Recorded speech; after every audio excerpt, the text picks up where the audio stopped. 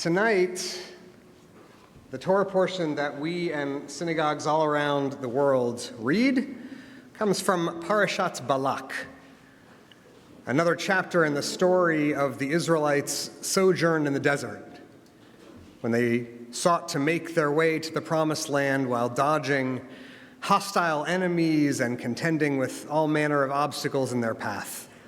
Famine and drought, violence and apostasy, and tonight, an aggressive soothsayer and his magical talking donkey. As the story goes, the Israelites were meandering through the wilderness, weakened and aimless from their long travels, when they strayed into enemy territory controlled by Balak, king of the Moabites.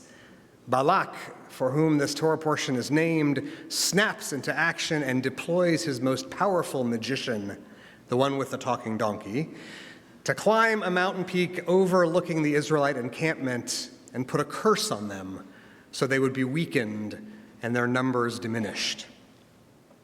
He climbs up the mountain and looks down at the Israelite tents, dusty and ragged, threadbare from the miles they have covered since their escape from forced labor in Egypt. And as he gazes over the encampment, something changes inside him. Instead of viewing the Israelites with hatred or hostility, he finds himself moved by the sight of the teeming tribe without a home.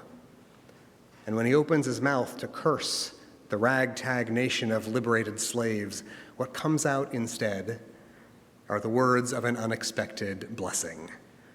Ma tovu ohalecha Yaakov, mishkenotecha Yisrael. How goodly are your tents, O Jacob, your dwelling places, O Israel. That, in brief, is the whole story of Parashat Balak. It's a story about ancient pioneers yearning to find a home for themselves amid challenges and uncertainties. It's a story about curses being miraculously transformed into blessings. A story of new beginnings and new undertakings that require leaps of faith. Faith in God and faith in the human leaders whose bravery and vision can move a community forward along their winding way. It is our story. And it's a story that holds special significance because it was this week, Shabbat Balak, 80 years ago, that Congregation Emanu held its first Shabbat services. It was the night of July 7th, 1944.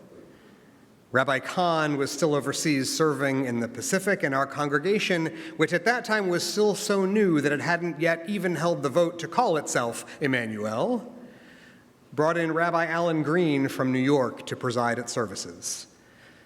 The brand new officers of the congregation negotiated an agreement with Rabbi Green to serve the temple in an interim capacity until Rabbi Hayon came home from the war, for which he would be paid a generous annual salary of $6,100. Shabbat Balak would be his first night on the pulpit, and his arrival was celebrated with a gracious reception at the Warwick Hotel. We know these details about those first months of Emmanuel's life because they were immaculately documented by Will Nathan, who served as the temple secretary during that first year. His records reflect a combination of exhilaration about this bold new venture and tentativeness about what it would require for a new congregation to survive and succeed in this city. After that first service that Rabbi Green led on Shabbat Balak, Mr. Nathan wrote approvingly about the rabbi's academic qualifications and his writing ability, and he commented gratefully about how thankful he was that the newborn congregation had found a capable rabbi to guide and lead this small but dedicated tribe without a home. 4 days later, on Tuesday, July 11th, the congregation convened a meeting at Central Presbyterian Church to formalize the temple's formation and to choose a name for itself. Unlike the board under Jeff's leadership, only 94 of the 150 voting members voted in favor of the new name, But the motion carried, and the congregation's new name would be Emmanuel. In his minutes from the meeting, Will Nathan noted that the name, which means in Hebrew, God be with us, was aptly chosen in hope for God's blessings and the consecration of all to the great task which had been undertaken in behalf of a congregation and all mankind. We have hundreds of pages of Will Nathan's notes from that first year of Emmanuel's life. Most of them are crisp and businesslike, written in the formal corporate style of nonprofit governance. But when he wrote to Rabbi Green, who was at home in New York, to inform him that the board had voted to approve the formation of the synagogue and to name him as its interim rabbi, his writing takes on a jubilant new tone of spiritual exhilaration. He writes, "I look forward to happy and fruitful days with you at the helm. We will work harmoniously and diligently, and may God crown our efforts with a result of which we can all be proud. For myself and my own, I pledge a full measure of confidence and cooperation to make for a glorious venture upon chartered seas, which 3,000 years of self-imposed disciplines have given us." I wanted to share these stories with you tonight for a couple of reasons. First, as I said to Jeff a moment ago, milestone birthdays don't come along every day. And when they do, you have to celebrate them. Our congregation's 80th birthday is a huge milestone, one worthy of recognition and of celebration.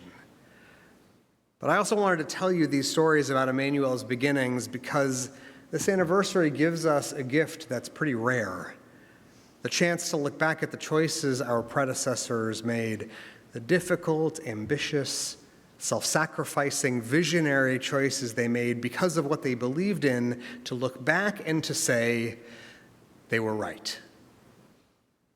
Those 190 founding families who created this congregation saw something in themselves of the ancient Israelites who sojourned in the desert, the tribe without a home. But they rolled up their sleeves and they built themselves one. They saw their work to establish the synagogue as having powerful spiritual significance. When they wrote the bylaws of this congregation, they included in the preamble a note that their aim was to reformulate the truths entrusted in the providence of the God of our fathers. Despite the lofty prose of those bylaws, it was by no means a sure thing that the efforts of the founders would bear fruit and that budding young synagogue would survive. But they did, and it has. Now, 80 repetitions of Parashat Balak have come and gone. 80 sermons given by numerous rabbis on the pulpits of this temple, telling the story of our ancestors' wanderings, of hopeful, spiritual pioneers yearning for a place to call their own. And today, this place is ours. We make our home here, in these prayers and these melodies, in these friendships and traditions, in these meals and these words of encouragement and consolation, inspiration, both ancient and modern. We make our home in them. The ancient stories about pioneers longing to put down their packs and fold up their tents, about curses being suddenly, improbably, miraculously transformed into blessings, about how goodly are our tents and our dwelling places, about new beginnings and familiar territory. Those mythic stories come true. They become real in this place again and again and again. And these stories that are ours will be told for generations to come. And as they are, I echo the prayer of our founders that the Creator's will and support will be with us, so that each time we come home here again and again and again, we will remember that God is with us, Emmanuel. Shabbat Shalom, everyone.